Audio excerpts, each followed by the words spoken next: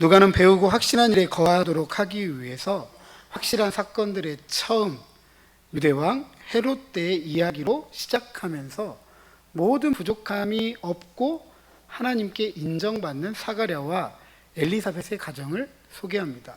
이 가정에는 자녀가 없다. 자녀를 얻기에는 나이가 너무 많다라는 문제가 있었지만 하나님께서 천사 가브리엘을 통해 요한의 출생을 예고해 주시고 사가랴의 아내 엘리사벳이 잉태를 하게 됩니다.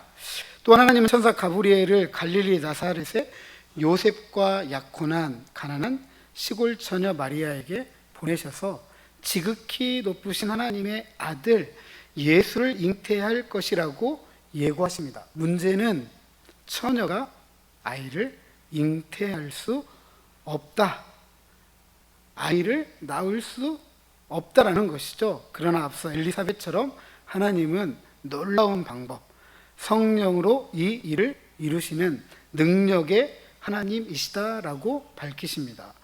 마리아는 하나님의 이 방법을 믿음으로 동의하고 기꺼이 순종합니다. 마리아는 천사 가브리엘로부터 엘리사벳의 수태 사실을 전해 듣고 깜짝 놀라면서 기적을 통해 어머니가 된 공통의 운명을 느끼고 엘리사벳을 만나기 위해 긴 여행을 마다하지 않고 서둘러서 떠납니다. 사가랴의 집에 도착한 마리아는 엘리사벳에게 문안 인사를 하지만 마리아의 문안 인사를 받던 엘리사벳은 요동치듯 태동을 느끼고 성령의 충만함을 받습니다. 이로 인해 엘리사벳은 마리아가 이미 복을 받았음을 알았고 그녀의 복이 유일무이한 사명을 감당할 지극히 높으신 하나님의 아들을 잉태했다라는 사실을 고백합니다. 그리고 마리아에게 계시된 하나님의 크고 놀라운 모든 일이 반드시 이루어질 것이다 라고 확신을 표현하면서 마리아의 믿음을 축복합니다. 그것이 믿은 그 여자에게는 복이 있도다입니다. 마리아가 하나님의 아들을 잉태할 것을 믿었고 하나님의 아들을 잉태하여 복을 받은 것처럼 우리도 믿음으로 하나님의 말씀을 받아들이고 순종함으로 가장 복된 삶을 살아야 할 것입니다. 오늘 본문은 앞선 마리아에 대한 엘리사벳의 축복에 마리아가 하나님을 찬양하는 내용을 담고 있습니다. 고대로부터 이 부분을 마그니피카트, 마리아의 찬가다라고 명칭을 합니다. 마그니피카트는 마리아가 찬양하는 첫 단어, 높이다, 찬양하다라는 헬라어 메갈리네이를 라틴어로 번역한 것입니다. 원래 동방 정교회에서 아침 기도에 사용되었던 것인데 성 베네딕토 시대부터 카톨릭에서 저녁 기도에 사용되었고 지금까지 루터교, 앵글리칸에서도 저녁 기도 시간에 필수적으로 사용되는 찬송입니다. 마그니피카트는 유명한 작곡가들에 의해서도 만들어졌고 오늘날에 또 많은 사람들에 의해 불려지고 소개되기도 합니다. 그 유명한 사람들 중에 바, 그리고 비발디 이런 분들이 작곡을 해서 연주하는 것들을 종종 들을 수가 있습니다. 저는 오늘 이 본문을 나누는 만큼 고대 라틴어로 된 그레고리안 성가로 잠깐 들어보고 말씀을 나누어 보고자 합니다.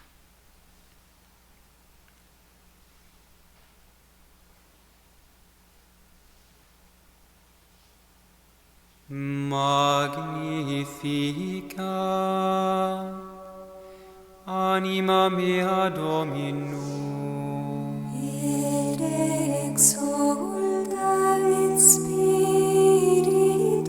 meus in Deo salutari meo quia respexit humilitate mansile sue ex enim ex hoc beata medicent omnes generationes quia fecit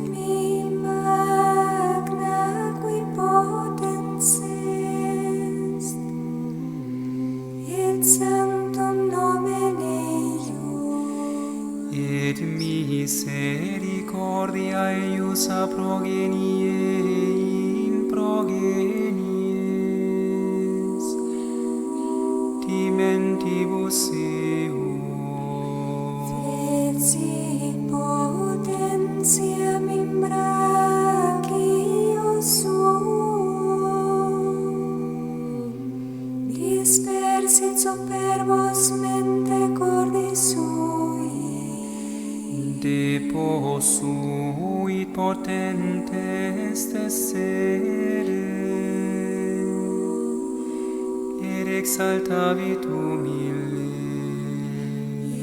Surientes simple diponis, et divides dimisit in anes. Suscepit Israel puerum suum, recordatos misericordiae suae. Sicut locutus estat patres nostros,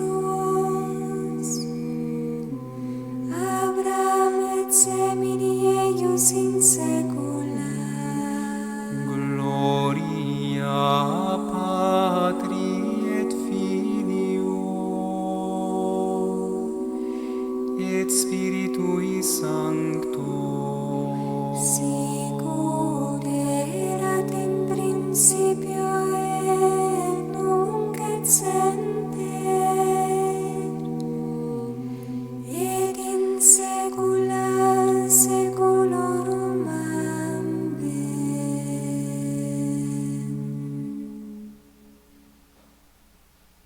기도할 마음 다세요. 먼저 마리아는 이 찬양을 부르면서 45절에 내 영혼이, 또 46절에 내 마음이 주를 찬양하고 주를 기뻐하였다라고 합니다. 철저하게 자신이 받은 복에 대해서 찬양하고 기뻐하고 있습니다. 마리아 자신이 하나님의 은혜를 입었다라는 사실에 집중하면서 자신의 존재의 가장 깊은 곳, 영혼, 이 마음으로부터 주를 찬양한다, 기뻐한다라고 합니다. 그런데 마리아가 찬양하고 기뻐하는 대상을 주라고 호칭하죠. 자신에게 큰 일을 행하신 하나님을 가리키는 단어. 큰 일을 행하시는 하나님은 절대적인 주권을 가지고 이 세상을 통치하시는 분입니다 라고 밝히는 것입니다. 이렇게 절대적 주권을 가지고 이 세상을 통치하시는 하나님께서 왜 성령으로 지극히 높으신 하나님의 아들을 잉태케 하셨을까? 마리아가 그 이유를 47절에 가르쳐주고 있는데 같이 한번 읽어보도록 하겠습니다. 47절입니다. 시작.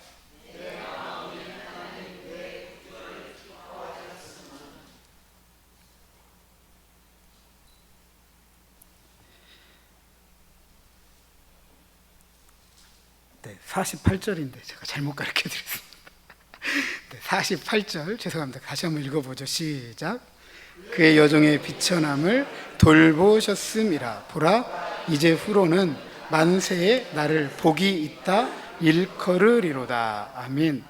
마리아의 찬양과 기쁨이 되시는 주님께서 그의 여종의 비천함, 마리아의 비천함을 돌보셨기 때문입니다.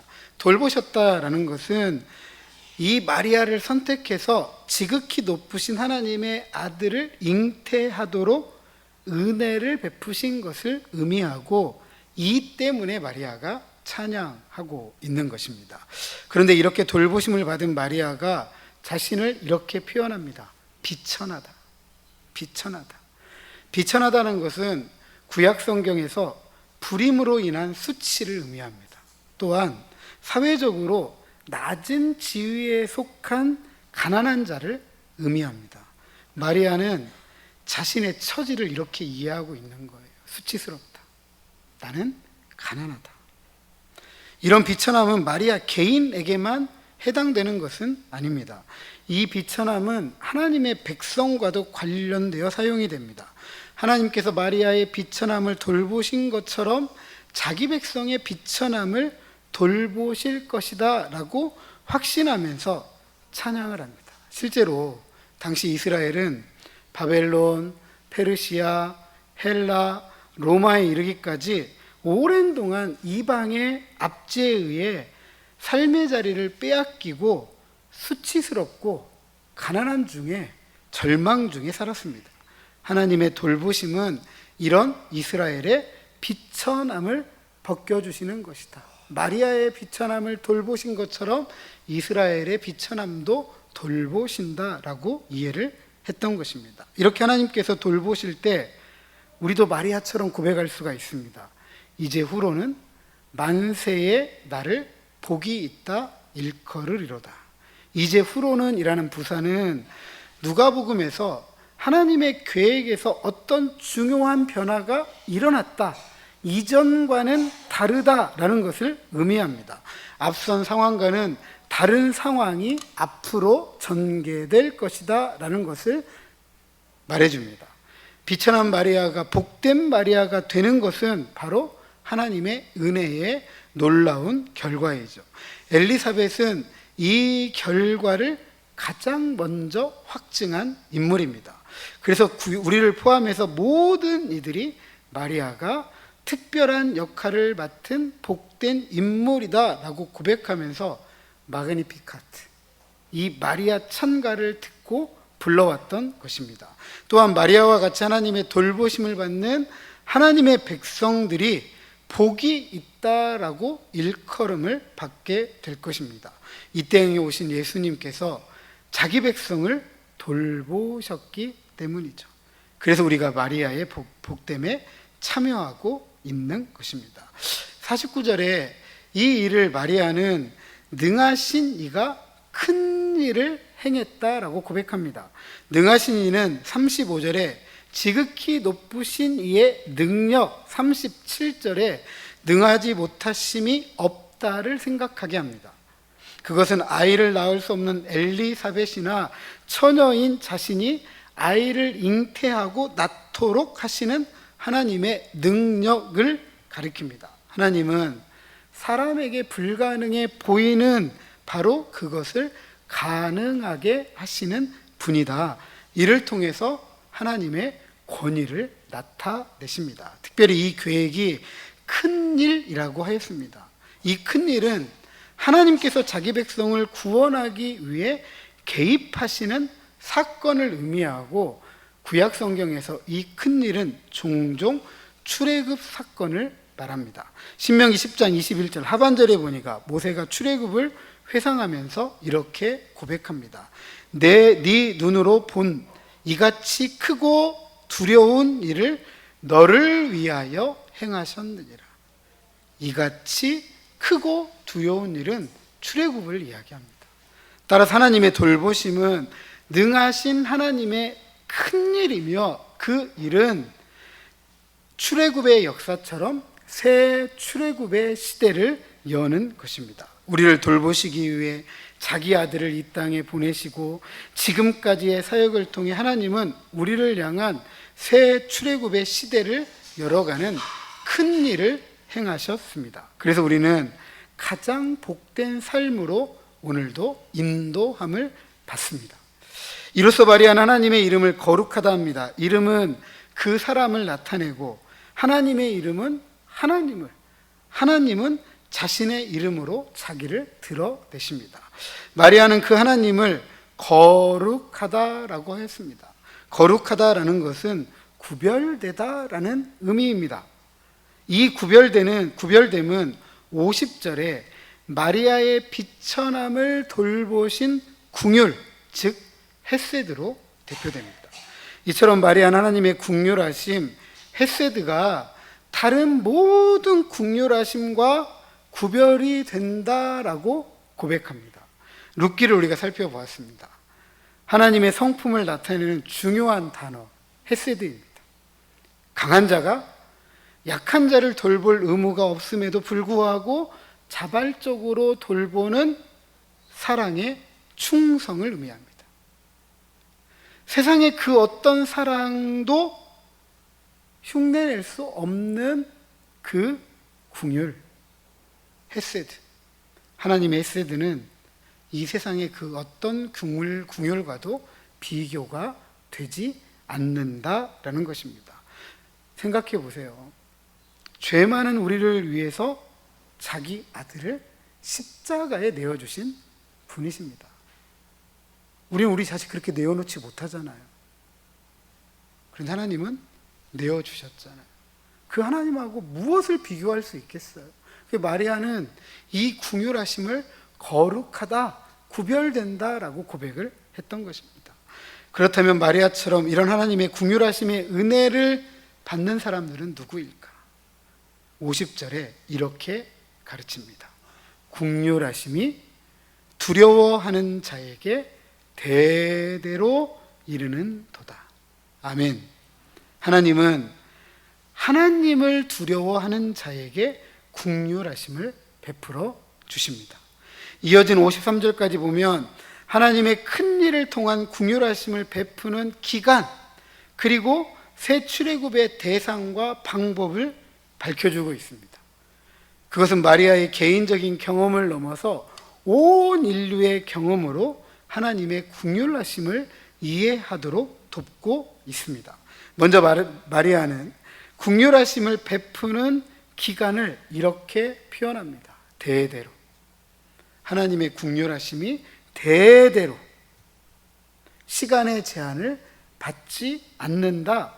하나님의 긍휼하심은 인류의 모든 장래를 포함한다라는 것입니다. 그러기에 우리는 하나님의 긍휼하심을 기대할 수 있어요.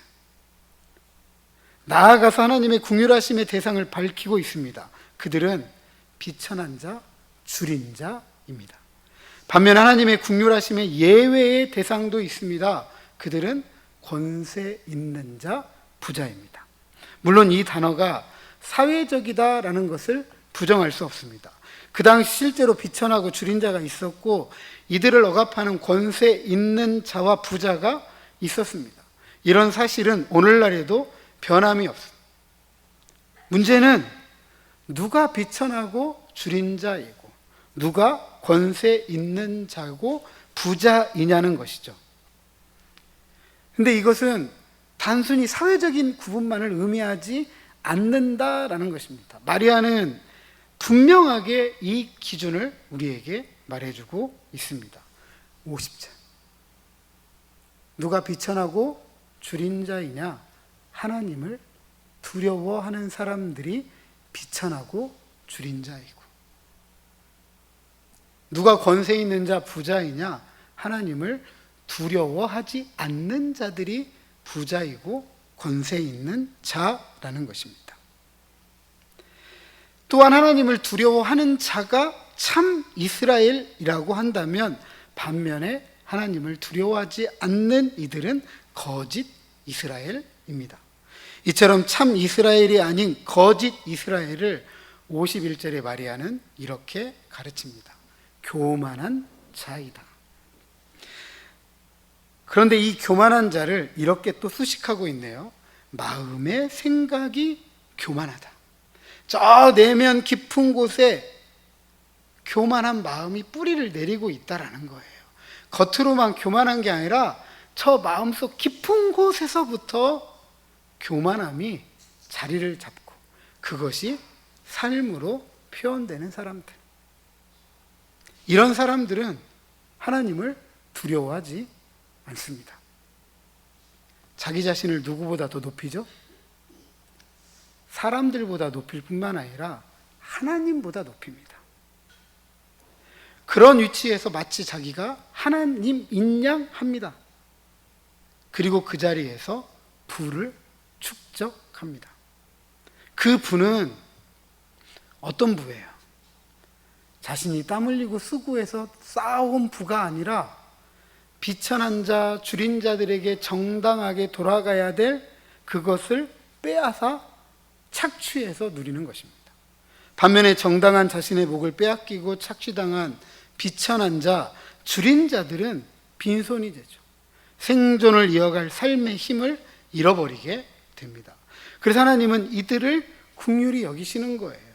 어떻게 이들을 긍휼히 여기실까? 하나님은 자신을 하나님보다 더 높이 두는 교만한 이들은 흩으신다. 하나님은 비천한 자들과 줄인 자들에게 돌아가야 될 정당한 몫을 자신의 힘으로 빼앗고 착취하는 권세 있는 자를 그 위에서 내리치시고 부자는 빈손으로 보내신다. 이러므로써 비천한 자들과 줄인 자들에게 돌아가야 될 정당한 몫을 받아들이고 배를 채우도록 하신다라고 하십니다. 이렇게 자신의 긍휼하심을 통해 정의를 행하신 하나님을 마리아는 51절에 그의 팔로 힘을 보인다라고 하였습니다. 정의로운 하나님의 큰 일을 그 무엇도 어느 누구도 막을 수 없다, 거역할 수 없다. 새 출애굽의 역사, 구원의 역사, 하나님의 능하신 팔로 이루신다라고 가르치는 것입니다. 하나님은 자신의 모든 능력을 통해서 긍휼의 대상을 향해 긍휼히 여김을 쉬지 않으십니다. 정의를 물같이 공의를 하수같이 흘려보내셔서 비뚤어지고 왜곡된 인류의 사회적 상태를 뒤바꾸신다, 역전하신다, 반전의 드라마를 쓰신다라고 하는 것입니다. 그렇다면 오래된 이스라엘의 소망, 즉 긍휼하심으로 자신의 정의를 실행하시는 하나님은 과연 바벨론, 페르시아, 헬라, 로마에 이르기까지 압제 가운데 놓여 있던 비천하고 줄인 이스라엘을 어떻게 다루실까? 54절에 하나님의 긍휼은 그 종 이스라엘, 참 이스라엘을 향하고 있다라고 우리에게 이야기합니다. 그 종이라는 표현은 하나님을 대표하는 백성으로 하나님에 의해서 선택된 참 이스라엘을 일컫습니다. 그리고 이방의 압제 가운데 포로 생활을 하면서 하나님의 도우심과 회복, 하나님과 특별한 관계와 사명이 주어진 참 이스라엘을 일컫습니다. 하나님은 이들을 도우시고 긍휼히 여기시고 기억하신다라고 하였습니다. 이렇게 하나님께서 오래된 이방의 압제 가운데 놓여있던 참 이스라엘을 구원하시기 위해 도우시고 긍휼히 여기시고 기억하시는 이유를 마리아가 이렇게 고백합니다. 우리 55절 같이 읽어보겠습니다. 시작. 말씀하신 것과 같이 아브라함과 그 자손에게 영원히 하시리로다 하니라. 아멘. 이것은 이스라엘과 관계된 오래된 역사, 즉 이스라엘의 선택 그리고 이스라엘과의 언약까지 거슬러서 올라갑니다. 그 핵심은 이스라엘의 조상이었던 아브라함 그리고 그 아브라함과 맺은 언약입니다. 하나님께서 참 이스라엘에 대한 긍휼하심을 기억하시는 이유는 아브라함과 맺은 이 언약 때문입니다. 그리고 이 언약은 대대로 이르는 변함없는 하나님의 긍휼하심에 기초한 것입니다. 자신의 약속에 따라 긍휼하심을 영원히 기억하고 또한 자신의 긍휼하심을 신실하게 지키심으로 오래된 이방의 압제 속에 있었던 자기 백성을 출애굽, 새 출애굽의 큰 일을 이루시겠다라고 말해 주는 것입니다. 그리고 참 이스라엘 교회 공동체인 우리는 오늘도 여전히 이 하나님의 긍휼하심을 통한 정의가 능하신 그의 팔의 힘을 따라 이 땅에 편만하게 이루어지기를 소망합니다. 왜냐하면 우리가 하나님을 두려워하며 아브라함의 언약에 참여한 참 이스라엘 교회 공동체가 되었기 때문입니다. 우리는 비천한 자, 줄인 자를 외면해서는 안 됩니다.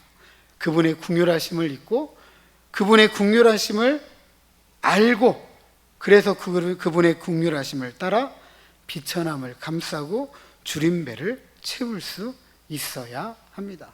그리고 마침내 마리아가 엘리사벳과 석 달쯤 있다가 집으로 돌아갑니다. 지난 7월 4일 대전에서 이재명 대통령이 장기 채무로 고통받는 서민들의 이 괴로움을 설명하면서 7년 이상 된 빚은 탕감하는 것이 옳다. 과거 실수로 생긴 빚의 족쇄를 대물림하는 사회는 정의롭지 못하다라고 이렇게 이야기했습니다. 그런데 이것의 근거가 어디에 있냐면 50년마다 모든 부채를 탕감하고 노예를 해방하는 성경의 희년에서 찾을 수가 있습니다. 그래서 이 7년 된 장기 부채 탕감을 이렇게 불러볼 수가 있습니다. 희년 부채 탕감. 이 나라의 대통령이 성경의 희년 실현을 위해서 대통령이 된 지 얼마 되지 않았지만 그것을 일성으로 삼았습니다. 민생 경제를 살리기 위해서 부채를 탕감해야 된다. 그것을 자신의 사명으로 알고 이렇게 외쳤습니다. 저는 좀 깜짝 놀라지 않을 수가 없었습니다. 구약 성경에서 50년째 되는 해인 희년은 땅, 집을 잃어버린 사람들이 땅과 집에 대한 권리를 다시 회복할 수 있는 기회가 주어지는 해입니다. 희년, 기쁘리 자, 해자. 그래서 기쁨이 충만한 해인 거예요. 50년 동안 잃은 거잖아요. 삶의 자리를 잃었어요. 그런데 그 삶의 자리를 되찾는 기쁨이 얼마나 크겠습니까? 그래서 희년이라고 불렀습니다. 그리고 예수님은 이 희년의 완성이라는 사명을 가지고 이 땅에 오셨다라고 자신의 사명을 가르칩니다. 누가복음 4장 18절 이하 19절인데 제가 읽어드립니다. 주의 성령이 내게 임하셨으니 이는 가난한 자에게 복음을 전하게 하시려고 내게 기름을 부으시고 나를 보내사 포로된 자에게 자유를, 눈먼 자에게 다시 보게 함을 전파하며 눌린 자를 자유롭게 하고 주의 은혜해를 전파하게 하려 하심이라 하였더라. 교회는 성경을 통해서 희년을 가르치고 희년을 살라고 이야기합니다. 심지어 희년이 이스라엘 역사 속에서 실현되었느냐, 실현되지 않았느냐 이런 문제를 두고 신학적인 논쟁을 합니다. 그런데 희년을 살아가기는커녕 희년을 소망하지도 않습니다. 그래서 어떤 분은 교회는 예수님이 가르쳐준 주기도문을 하지 말아야 된다라고 심하게 이야기하기도 합니다. 우리가 주기도문을 할 때 나라가 임하시오며 라고 기도합니다. 그 나라는 희년으로 특징되는 나라입니다. 주기도문을 따라서 희년으로 특징되는 그 나라를 우리가 기도하는데 실제로는 소망하지도 않고 살아가지도 않기 때문입니다. 그런데 초대교회 성도들은 실제로 모일 때마다 희년을 살았다라는 것을 우리는 잘 압니다. 50년이 아니었을지라도 이들은 매 주일 모일 때마다 그들이 모일 때마다 희년을 살았습니다. 사도행전 2장 44절 45절 믿는 사람들이 다 함께 있어 모든 물건을 통용하고 또 재산과 소유를 팔아 각 사람의 필요를 따라 나누어 주었다. 제국 로마가 기독교에 무너진 이유가 다른 이유가 아닙니다. 세상 모든 신을 모았던 제국 로마가 예수 그리스도를 자신들의 구주 하나님이라고 믿게 된 이유는 이들이 그 나라를 보았기 때문에 그래요. 아, 이게 진짜 나라구나.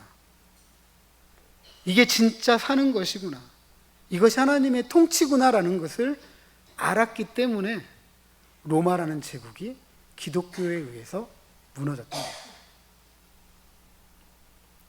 사랑하는 성도 여러분, 우리는 희년을 살아가고 있습니까? 아니, 희년을 소망하고 있습니까? 우리가 희년을 소망하고 희년을 살아가기 위해서는 희년이라는 거울 앞에 우리가 서야 됩니다. 거울 앞에 설 때 우리는 우리의 모습을 살피게 되죠. 머리를, 또 얼굴을, 옷 매무새를 살펴보면서 고쳐야 될 걸 고치는 것처럼 희년이라는 거울 앞에 서서 우리의 삶을 비추어 본다라고 한다면 우리가 얼마나 개인적이고 이기적인지, 그리고 얼마나 포악하고 파렴치한지 보게 됩니다. 물론 여기에 앉아 계신 분들은 그렇지 않을 거라고 저는 생각합니다. 그런데 많은 분들이 그렇더라고요. 남의 일에 대해서는 굉장히 관대합니다. 그런데 내일이 되면 그렇게 말하거나 행동하지 않았을 텐데, 그것이 내일이 아니기 때문에 어느 때에는 너무나도 쉽게 생각하고 말할 때가 있습니다. 저는 성실하게 채무를 갚아왔는데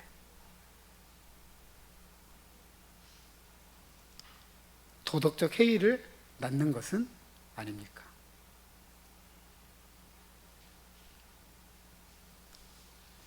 그렇다면 이런 얘기가 아닐까요? 성실하게 채무 감당을 한 사람들은 살아도 되고, 그렇지 못한 사람들은 삶의 자리를 빼앗기고 죽어도 된다는 말일까요? 희년은 나와 너, 우리라는 인류를 살리기 위한 하나님의 꿈입니다. 나도 살고 너도 살고 우리가 사는 세상. 오늘 마리아의 찬가 마그니피카트는 반전의 역사를 다루고 있습니다. 하나님은 교만한 자, 권세 있는 자, 부자에 대해서는 심판을, 비천한 자, 줄이는 자들에 대해서는 자비를 베푸십니다. 즉 하나님의 심판은 자비가 필요한 이들에게 자비를 가져다 주는 것이죠. 그래서 심판은 비천한 자, 줄이는 자에게 정의가 됩니다. 따라서 하나님의 심판은 정의를 세우는 일입니다. 희년은 정의를 세우는 해인 거죠. 정의를 세우는 일은 필연적으로 부당한 대우를 받는 이들에게는 자비가, 부당하게 대우를 하는 자들에게는 심판, 빼앗김을 가져오게 됩니다. 그리고 진정으로 부당하게 대우를 받으며 빼앗기는 이들은 경험적으로 마음속에 두려움을 갖습니다. 여러분, 채무 지어 보셨잖아요. 농사 지으면서 빚을 갚지 못할 때마다 여러분 마음이 어떠시던가요? 이자를 내고 원금을 갚아야 될 때가 하루하루 다가올 때마다 어떤 느낌이셨어요? 지금도 그렇게 살아가고 계신 분 계시잖아요. 손에 쥔 것은 없고 은행에 이자와 원금은 갚아야 되고, 그럴 때 두렵지 않으시던가요?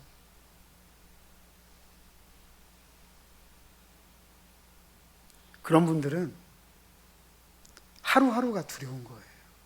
하루하루가. 더군다나 가진 것이 없다라고 생각해 보시죠. 갚을 것이 없다라고 생각해 보세요. 얼마나 두렵겠어요. 세상 밖으로 한 걸음 나가는 것 쉽지 않습니다. 경험적으로 두려워요. 그래서일까요? 일관되게 구약과 신약은 하나님을 두려워하는 참 이스라엘을 이렇게 표현합니다. 작은 자다, 연약한 자다, 억압받는 자다, 압제받는 자다, 억눌린 자다, 가난한 자다 라고 합니다. 따라서 우리가 하나님의 나라를 구하고 그 나라를 살아가는 사람들이라고 한다면 부당하게 대우받는 빼앗긴 들의 삶을 외면하지 않고 살아갈 수 있는 정의를 세우기 위해 하나님의 긍휼하심, 헤세드를 잊어서는 안 됩니다. 비천한 자들의 삶을 돌보고 줄이는 자들의 배를 채우기 위해 나를 내놓고 비워야 합니다. 우리 그 삶을 룻을 통해서 배웠잖아요.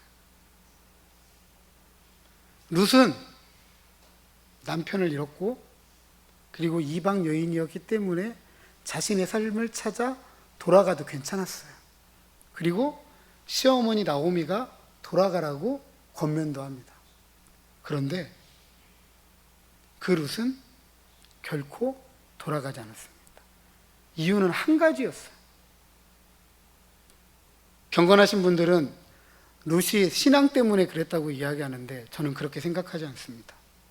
룻은 이방 여인이었고 다신교가 지배하던 문화적인 사람입니다. 그런 룻이 나오미의 가정에 시집을 가서 하나님을 알게 되었다 한들 얼마나 알았겠어요. 룻은 하나님에 대한 신앙 때문에 나오미를 쫓아간 것이 아니라 자기 아니면 누가 죽어요? 시어머니가 죽기 때문에 쫓아간 거예요. 나오미 스스로 하는 얘기예요.